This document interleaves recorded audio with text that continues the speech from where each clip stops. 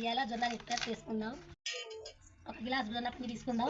నీళ్ళు వేసుకొని బాగా మరిగియాలి. నీళ్ళు కలుపుకోవాలి.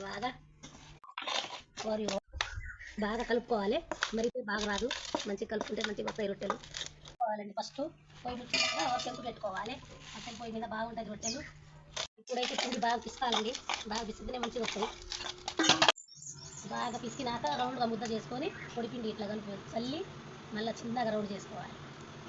పొడిపిండి చల్లుకొని ఇట్లా చేసుకోవాలండి రౌండ్గా చేసుకోవాలండి. కొద్దిగా పల్చగా రౌండ్ అయినాక వేసుకోవాలి.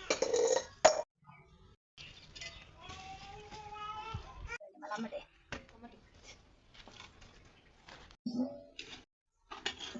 ఇలా తీసుకోవాలండి. ఖాళీ